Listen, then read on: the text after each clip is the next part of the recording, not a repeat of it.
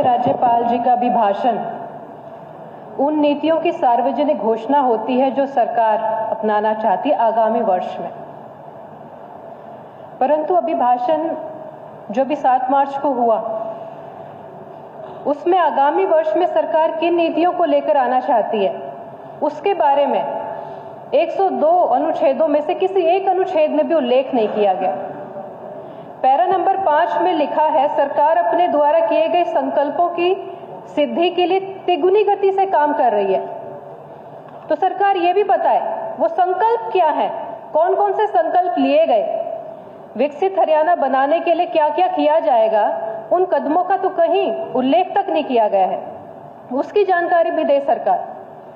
Para number 6 में sir बात की गई सबसे पहले सबसे गरीब का उत्थान। तो मैं याद दिलाना चाहती हूं 28 नवंबर 2021 में मुख्यमंत्री अंत्योदय परिवार उत्थान योजना की शुरुआत की गई थी, जिसका लक्ष्य था 2025 तक गरीब परिवारों की आय को दुगनी की जाना था। तो 2025 तो चल रहा है, समय पूरा हो चुका है। तो बताए सरकार कितने गरीब परिवारों की आय दुगनी की जा चुकी है। सर इसी योजना के तहत 3.25 लाख गरीब परिवारों को चिन्हित भी किया गया था। परिवार पहचान पत्र के अंतर्गत मिले डेटा के अनुसार उन परिवारों को चुना गया था जिनकी आय 1 लाख से कम है। तो बताए सरकार उन चिन्हित परिवारों में से कितने परिवार, और मैं कहती हूँ 3.25 लाख परिवारों की आय दुगनी हो गई है या नहीं हुई है, ये भी बताए सरकार। क्यों सरकार अपने ही द्वारा किए गए संकल्पों से दूरी बनाना चाहती है? क्यों विश्वासघात किया जाता है, नीति लाई जाती है, लक्ष्य लाया जाता है, समय पूरा हो जाता है, उन्हें पूरा नहीं किया जाता, और उसका उल्लेख तो इस अभिभाषण में कहीं किया तक नहीं गया है उस योजना का। हालात ये है कि आज हरियाणा का 3/4 जनसंख्या गरीबी रेखा के नीचे आ चुकी है। अगर सरकार सही रीति से अपनी ही बनाई हुई योजनाएं, लक्ष्य सही दिशा में और सही गति से लागू कर रही होती तो आज हमारे हरियाणा में गरीबों की आय दुगनी होती, ना कि उनकी संख्या। पैरा नंबर 9 में लिखा गया आवास योजना के बारे में कि 52,000 से अधिक आवेदकों का पंजीकरण हो चुका है। कितनी हैरानी की बात है, 2022 तक तो हर सिर पर छत देने की बात की गई थी और 2025 में पंजीकरण ही चल रहा है। ये विपरीत दिशा में 3 गुना गति से सरकार जा रही है, या किस दिशा में जा रही है? पैरा नंबर 15 में लिखा गया सरकार की नीतियां किसान कल्याण पर केंद्रित है। क्या ये सच है? अगर किसान कल्याण पर केंद्रित है तो किसान आज इतना परेशान क्यों है? क्यों अपनी मर्जी से आज वो हरियाणा से दिल्ली नहीं जा सकता? क्यों आज भी शंभू बॉर्डर 1 साल से ऊपर हो गया बंद पड़ा है?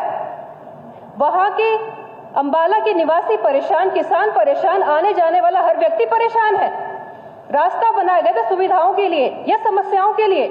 अगर इतनी ही केंद्रित है राज्य सरकार तो बात करें केंद्र सरकार से कि किसानों की सुनवाई हो, उनकी समस्याओं का समाधान हो, इस रास्ते को खोला जाए।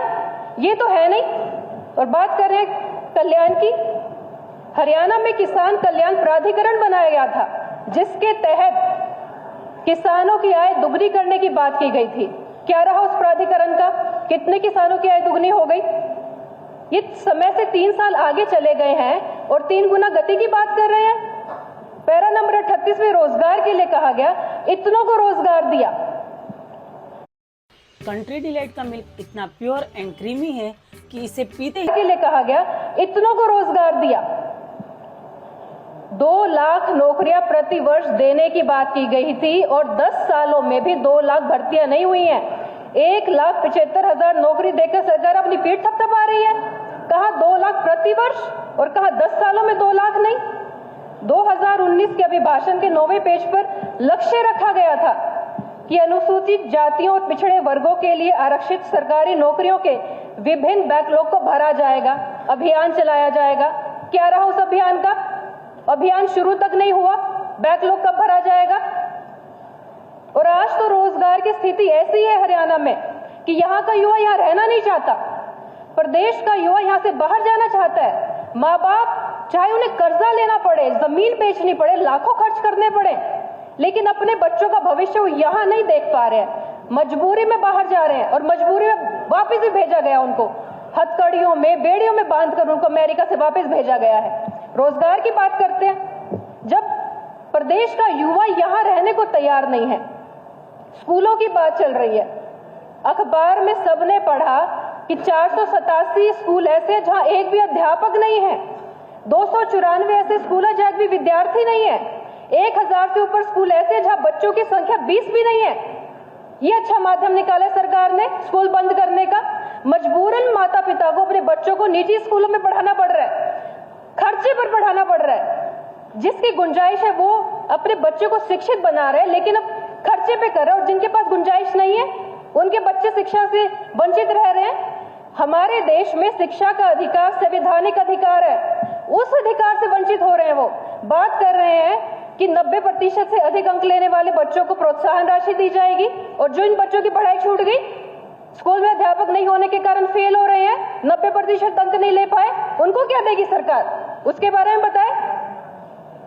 उद्योगों की बात कर रहे हैं कि हमारी अर्थव्यवस्था का मूल आधार है, तो मैं पूछना चाहती हूँ, उद्योग नीति 2015 लेकर आए, उसका लक्ष्य था 1 लाख करोड़ का निवेश करेंगे, 4 लाख से अधिक रोजगार लाएंगे।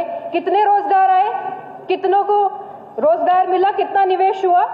2020 में भी एक नीति आई, हरियाणा उद्यम एवं रोजगार नीति, उसके तहत भी लक्ष्य लेकर आए, 5 लाख रोजगार देंगे, 1 लाख करोड़ का निवेश होगा, 2 लाख करोड़ का निर्यात होगा। कितनों को रोजगार मिला, कितना निवेश आया, बताए सरकार। ये कौन सी 3 गुना गति से काम चल रहा है, किन संकल्पों पे चल रहा है? जो पिछले संकल्प थे उनका तो उल्लेख तक नहीं किया गया है। पैरा नंबर 85 में वन एवं पर्यावरण संरक्षण की बात की गई है, और 2022 के भी भाषण में कहा सभी पंचायतों की 10% भूमि पर ऑक्सी वन का स्थापन करने का हरियाणा पहल करने वाला है। और आज की स्थिति है केवल 80 करोड़ क्षेत्र तक सीमित है। कहा 10% भूमि सभी पंचायतों की, और कहा 80 करोड़ पूरे प्रदेश का। किस गति की बात चल रही है?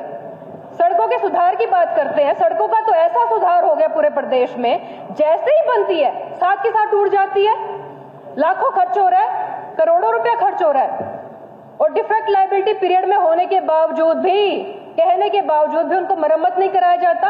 अध्यक्ष महोदय, मैं तो आपसे निवेदन करती हूँ, एक समिति बनाई जाए, सर्वे करवाया जाए, पूरे हरियाणा की स्थिति पता चल जाएगी, हालात क्या है।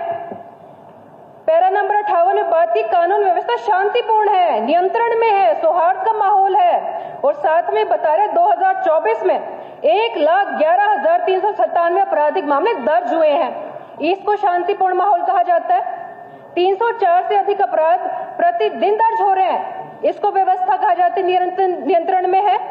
क्राइम रेट पर कैपिटा में हमारा प्रदेश हरियाणा पूरे देश में 8वें स्थान पर आ चुका है। और पैरा नंबर 5 में इतने सुंदर शब्दों का उल्लेख किया कि स्वामी विवेकानंद जी के प्रेरणादायक वचनों का उल्लेख किया कि उठो, जागो, और तब तक मत रुको जब तक लक्ष्य की प्राप्ति ना हो जाए। और कितने दुख और दुर्भाग्य के साथ ये कहना पड़ रहा है कि जनता कह रही है, और ये कह रहे हैं कि जनता सुनेगी, हम नहीं सुनेंगे। जनता कह रही है उठो, जागो, कौन से लक्ष्य रखे थे, कहां तक पहुंचे, लेकिन सरकार ऐसी, आज हरियाणा के विकास की डोर ऐसी सरकार के हाथ में आ चुकी है जो सुनती